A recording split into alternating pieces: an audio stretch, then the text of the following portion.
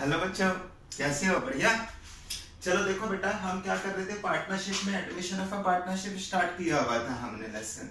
उसमें हमने सबसे पहले क्या किया था, प्रॉफिट शेयरिंग रेशियो वाला टॉपिक किया था। फिर हमने क्या किया था, ट्रीटमेंट ऑफ गुडविल, और इसके बाद revaluation of asset and liabilities. ठीक। आज की क्लास में एक छोटा सा टॉपिक करना है, आसान सा टॉपिक है। आज की क्लास में ज्यादा दिमाग लगाने की जरूरत बच्चों को पड़ेगी, है ना। वो होता है रिजर्व्स। देखो बच्चे, रिजर्व्स एंड एक्यूमुलेटेड प्रॉफिट और लॉस जो बैलेंस शीट में दिए होते हैं, तो उसकी क्या एडजस्टमेंट करनी होती है बच्चों। क्या एडजस्टमेंट क्या है, इसको देखो, सीधी सी बात है। एडमिशन से पहले तक के जो भी रिजर्व होंगे, जो भी एक्यूमुलेटेड प्रॉफिट्स होंगे, वो सब ओल्ड पार्टनर के होंगे, तो ओल्ड पार्टनर में डिस्ट्रीब्यूट कर देना। किस रेशियो में? ओल्ड प्रॉफिट शेयरिंग रेशियो में। ठीक, बस इतना सा करना है हमने। फिर भी ना एक एग्जांपल से देखो कुछ समझा देता हूं मैं। देखो, एडमिशन हो, रिटायरमेंट हो, कोई भी हो, ये भी टॉपिक सब देखो बच्चों, सब जगह सेम ही लगना है। बैलेंस शीट दी होगी, बैलेंस शीट में हमें क्या दिया होगा, लायबिलिटी साइड, एसेट साइड। अब लायबिलिटी साइड देखा जाए तो ध्यान रखना बच्चों, लायबिलिटी साइड केवल लायबिलिटी साइड ही नहीं होती, लायबिलिटीज एंड अगर देखा जाए लायबिलिटीज साइड भी होती है, कैपिटल भी होती है, और सारे प्रॉफिट भी इधर ही लिखते हैं।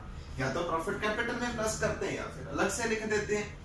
अगर देखा जाए एसेट साइड जो होता है वो क्या होता है, एसेट तो होते ही होते हैं, प्लस क्या होते हैं बच्चे, जितने हमारे लॉस होते हैं, एक्यूमुलेटेड लॉस हुए, एक्सपेंडिचर हुए, जिसको प्रॉफिट एंड लॉस अकाउंट से राइट ऑफ ना करें, वो भी हम एसेट साइड लिखते हैं। एग्री? तो ध्यान रखना बच्चे, अगर लायबिलिटी साइड कोई भी कुछ भी दिया होगा तो प्रॉफिट होगा, एक्यूमुलेटेड प्रॉफिट होगा, एसेट साइड होगा तो वो लॉस होगा। ठीक, चलो ठीक है।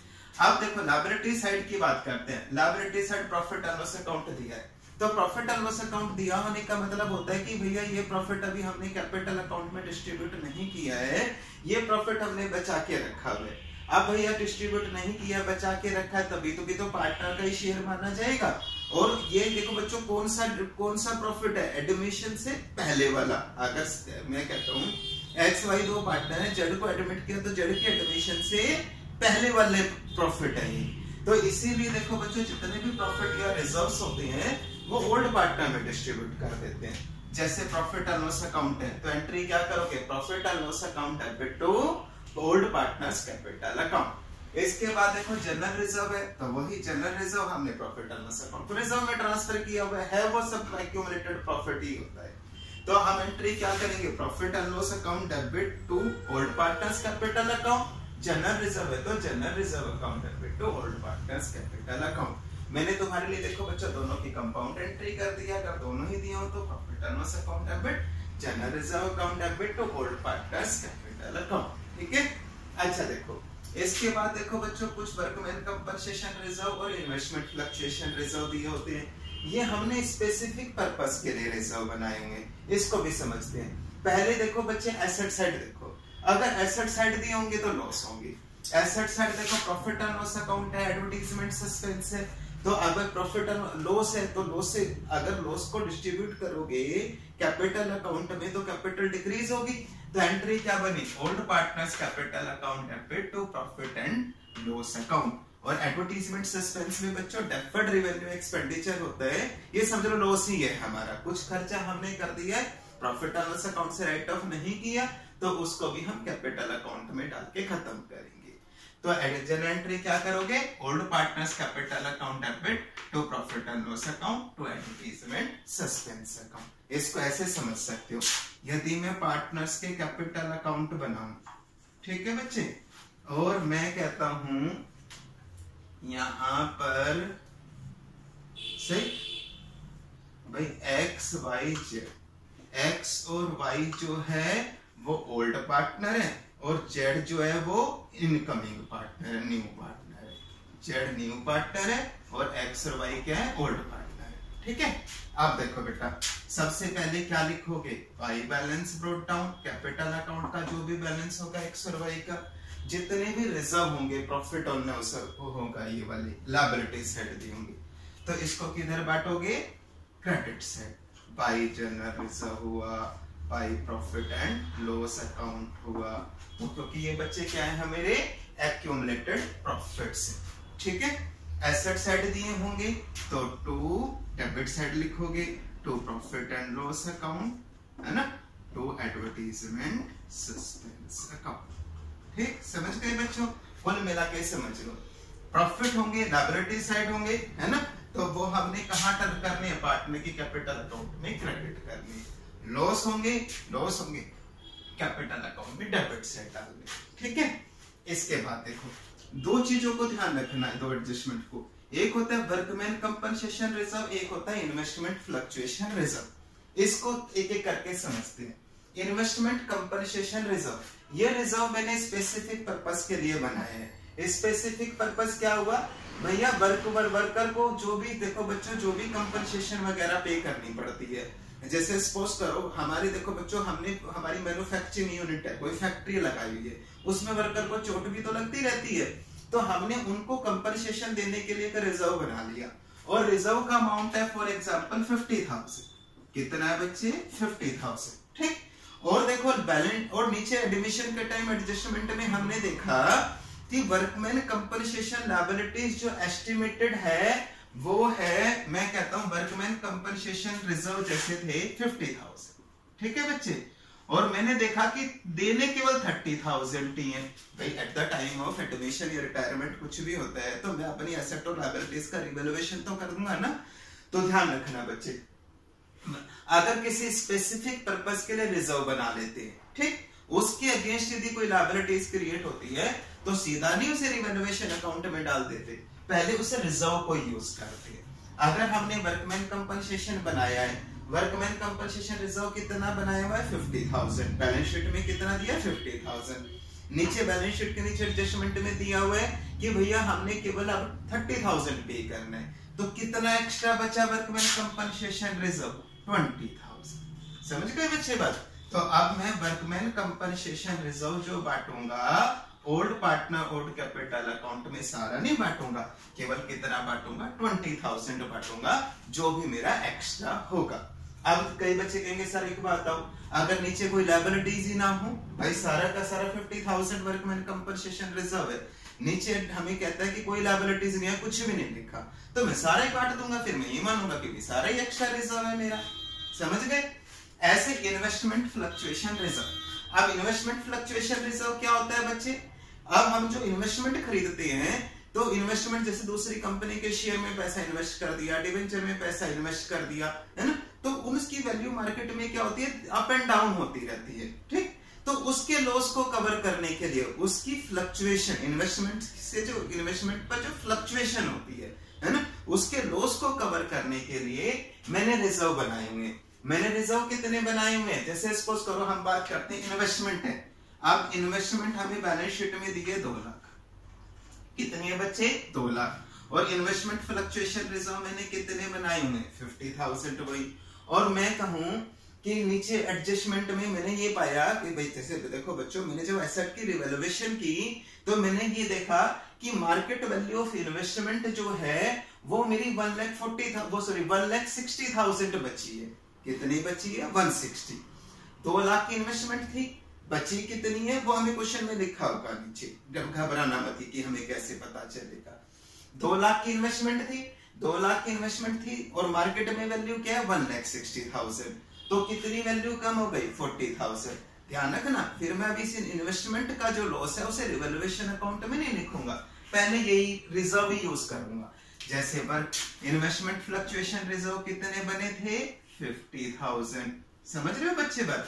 अच्छा, अब मैं कहता हूं इन्वेस्टमेंट की मार्केट में वैल्यू कितनी हो गई? वो क्वेश्चन में जैसे लिखा होगा 1,60,000। तो कितना लॉस हुआ बच्चे? 40,000।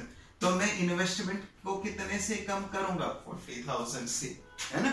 फिर एक्स्ट्रा कितने बचे? 10,000।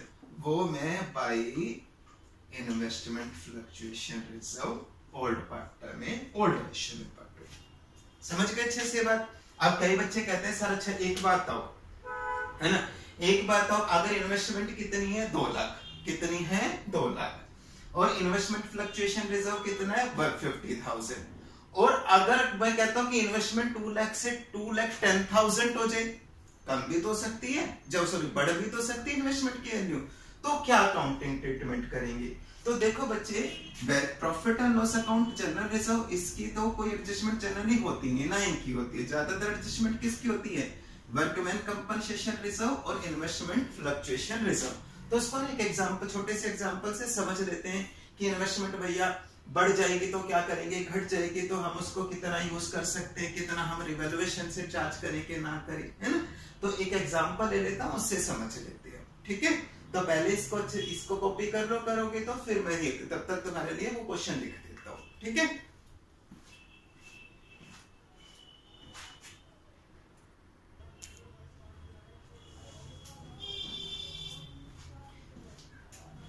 तो समझे बच्चे, है ना। तो आप में ना वर्कमैन कंपनसेशन रिजर्व और इन्वेस्टमेंट फ्लक्चुएशन रिजर्व में एडजस्टमेंट होती है, तो उसको समझ लेते हैं, है ना। तो सबसे पहले हम टॉपिक करते हैं वर्कमैन कंपनसेशन रिजर्व पर। तो वर्कमैन कंपनसेशन रिजर्व देखो बच्चे क्या होता है, वर्कर को कंपनसेशन देने के लिए हमने रिजर्व बनाई है। तो वर्कमैन को हमने क्या एग्जांपल लिया, बैलेंस शीट में वर्कमैन कंपनसेशन रिजर्व कितने 50,000। मैं कहता हूं एक्स और वाई दो पार्टनर है, जेड को एडमिट किया है, ठीक। अब क्वेश्चन के नीचे एडजस्टमेंट में लिखा liabilities of workman compensation, liabilities कितनी है बच्चे 30,000। लायबिलिटी ऑफ वर्कमैन कंपनसेशन मतलब ऐसे कह सकते हो वर्कमैन कंपनसेशन लायबिलिटीज जो है वो कितनी है 30,000 है हमारी, है ना।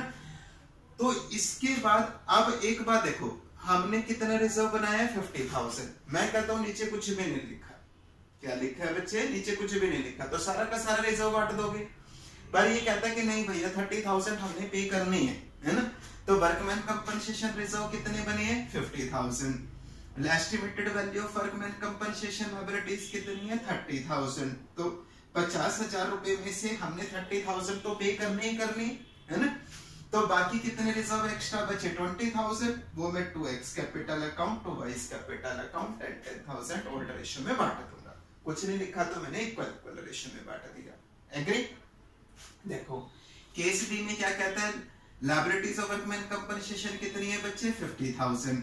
अब एक बात तो रिजर्व कितने बने हुए हैं 50,000, लायबिलिटीज भी कितनी है 50,000।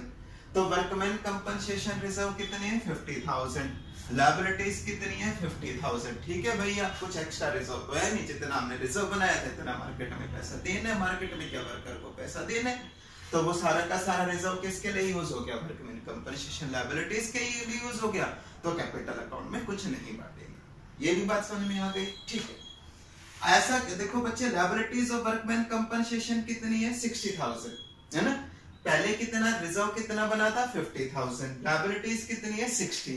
वर्कमैन कंपनसेशन रिजर्व डेबिट करोगे 50,000, वर्कमैन कंपनसेशन लायबिलिटीज कितनी है 60। अरे भैया रिजर्व तो बनाए हैं 50,000, देने मार्केट में 60,000, 10,000 के तो अभी देखो 10,000 के तो और कमी पड़ी, तो फिर मैं उसके लिए रिवैल्यूएशन अकाउंट को यूज करूंगा। तो रिवैल्यूएशन अकाउंट भी बनाते हैं ना, तो रिवैल्यूएशन अकाउंट के डेबिट साइड कितने डालूंगा 10,000। ऐसे लायबिलिटीज तो 60,000 है, पर 50,000 रुपए की मैंने क्या यूज किया, रिजर्व यूज किए, बाकी 10,000 जो एक्स्ट्रा है वो मैं रिवैल्यूएशन अकाउंट पे यूज करूंगा। तो कुल मिला के समझो बच्चे, यदि किसी लायबिलिटीज के लिए हम कोई रिजर्व क्रिएट कर लेते हैं, है ना, तो उस लायबिलिटी देखो बच्चे क्या करोगे, अगर उसको वो लायबिलिटीज क्रिएट होगी तो उसी रिजर्व को यूज करोगे। हाँ अगर वो रिजर्व कम पड़ जाएगा तो रिवैल्यूएशन को यूज करोगे, एग्री, समझ गए बात। चलो देखो बिल्कुल सेम ऐसे इन्वेस्टमेंट फ्लक्चुएशन रिजर्व होता है। अब मैंने एक बैलेंस शीट बनाई है जिसमें इन्वेस्टमेंट 1 लाख है और इन्वेस्टमेंट फ्लक्चुएशन रिजर्व कितना है बच्चे 15,000। ये हमारा एग्जांपल है। अब मैं कहता हूं केस ए में ऐसे केस ए लिखा है मार्केट वैल्यू ऑफ इन्वेस्टमेंट 90,000 है। तो इसको खुद करके देखो ना बच्चे, जैसे बिल्कुल ये देखो, अगर हमने इन्वेस्टमेंट के लॉस को कवर करने के लिए कोई रिजर्व बनाया हुआ है ना, तो उसके अगेंस्ट में जो भी लॉस होंगे उसके रिजर्व को यूज करोगे, बस खत्म बात, है ना। अगर बच्चे रिजर्व कम पड़ेंगे तो रिवैल्यूएशन को यूज करना। तो खुद करके देखो इसको, इन्वेस्टमेंट कितना है, इन्वेस्टमेंट का लॉस कितना हुआ 10,000, क्योंकि 1 लाख की इन्वेस्टमेंट थी 90,000 का बची है, तो 10,000 रुपए की इन्वेस्टमेंट कम हो गई, एसेट की वैल्यू कम होगी तो डिक्रीज करोगे। तो इन्वेस्टमेंट फ्लक्चुएशन रिजर्व अकाउंट कितना है बच्चे 15,000, कितना है 15। अब मैं इन्वेस्टमेंट के लिए कितना यूज करूंगा, क्योंकि इन्वेस्टमेंट की वैल्यू डाउन हो गई, इन्वेस्टमेंट की वैल्यू कम हो गई, कितनी 10,000। कितना एक्स्ट्रा रिजर्व बचा है बच्चे, मेरा रिजर्व बचा है मेरा एक्स्ट्रा कितना 5,000, तो मैं एक्स और वाई के कैपिटल अकाउंट में बांट दूं। समझ गए बात अच्छे से। अब इस केस बी और केस की सी को ना खुद करके देखो, है ना, तब तक मैं भी लिखता हूं इसका सॉल्यूशन, तब तक खुद ट्राई करो।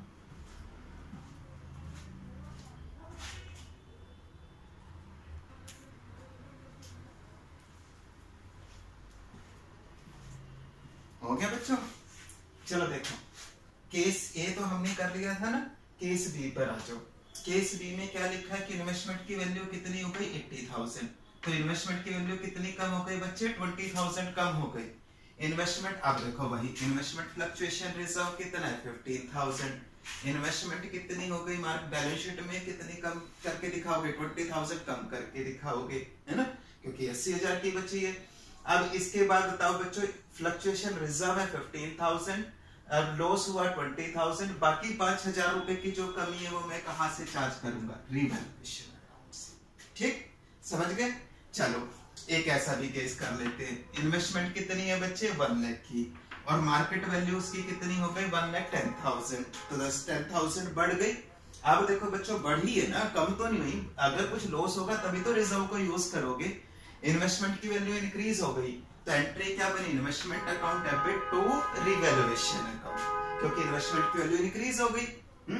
तो अगर देखो बच्चों उससे कुछ लॉस होता तभी तो रिजर्व करने की यूज करने की जरूरत पड़ती ना। अब तो इन्वेस्टमेंट की वैल्यू बढ़ गई तो रिवैल्यूएशन अकाउंट में डाल दी।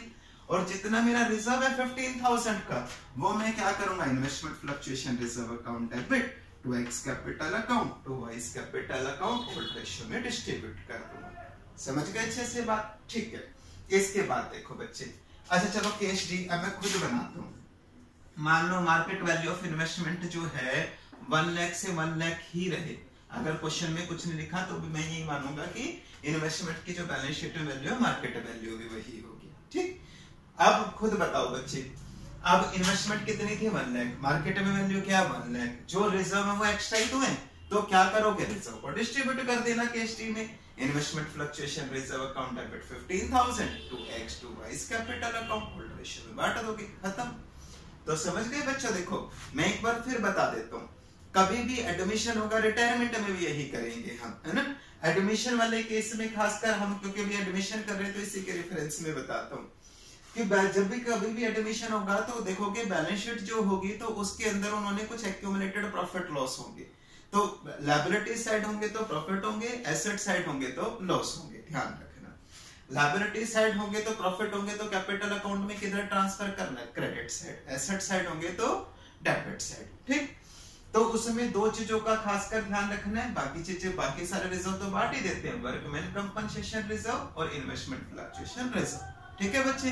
तो देखो अब हमारे छोटे छोटे टॉपिक हमारे कंप्लीट हो गए हैं। अब हम फुल फ्लैश क्वेश्चन करेंगे नेक्स्ट क्लास में। ठीक तो इतना अच्छे से तैयार कर लो, फिर नेक्स्ट क्लास में मिलते हैं हम। ठीक है बच्चों।